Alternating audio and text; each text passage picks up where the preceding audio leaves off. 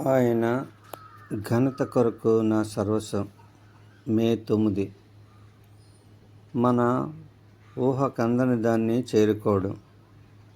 దేవోక్తి లేని ఎడల జనులు కట్టులేక తిరుగుదురు. సామెతలు 29:18.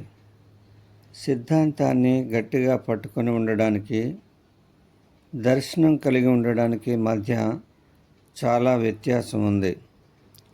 సిద్ధాంతము నైతిక ప్రేరణల నుంచి పుట్టదు. అయితే దర్శనానికి ప్రేరణ నీతి.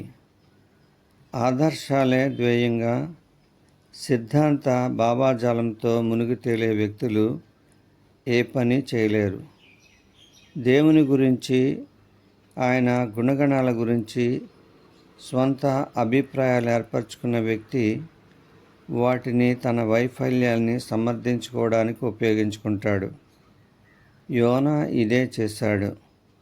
యోనా తన అవిధేయతను సమర్థించుకోవడానికి దేవుణ్ణి తప్పుపట్టాడు. నీవు కటాక్షమును, జాలియును, బహుశాంతమును, అత్యంత కృపగల దేవుడివై ఉండి పశ్చాత్తాపపడి కీడు చేయక మానుదునని నేను తెలుసుకొని. యోనా 4:2.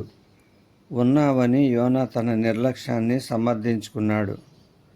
నీకు కూడా దేవుని గురించి, ఆయన గుణగణాల గురించి తెలిసి ఉండవచ్చు.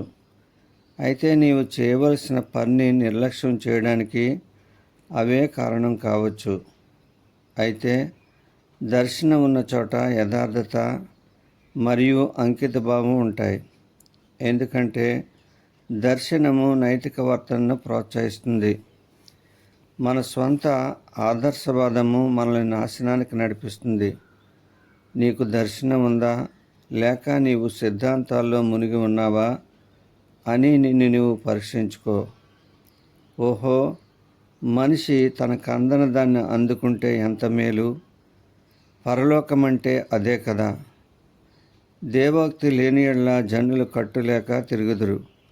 మనము దేవునికి దూరంగా జరిగినప్పుడు మన జీవితం భగ్నమవుతుంది. ఏది తప్పో మనకు తెలిసినా మనము తప్పు చేయకుండా మనల్ని ఆపి ఉంచే హద్దుల్ని అతిక్రమిస్తాం. మనము ప్రార్థించడం మానివేస్తాం. జీవితంలోని చిన్న విషయాల్లో సైతము దేవుని దర్శనాన్ని చూడలేని స్థితిలో ఉంటాం. దర్శనానికి దూరమైన మనము మన సొంత ఆలోచనల ప్రకారము, అభిప్రాయాల ప్రకారము నడిచేవారుగా ఉంటాం. మన జీవితంలో దేవుని ప్రమేయం లేకుండా మనం కష్టపడుతున్నాం, మన భోజనం మనం తింటున్నామని ఆలోచిస్తే మనము తిరోగమనంలో ఉన్నామని, దర్శనానికి దూరమయ్యామని అర్థం. నేడు మన వైఖరి దేవుని దర్శనంలోంచి పుట్టినదేనా? మన జీవితంలో ఇంతకుముందు లేనట్టుగా దేవుడు గొప్ప కార్యాలు చేయాలని కోరుకుంటున్నామా? మన ఆధ్యాత్మిక దృక్పథంలో నవ్యత మరియు జీవశక్తి ఉన్నాయా?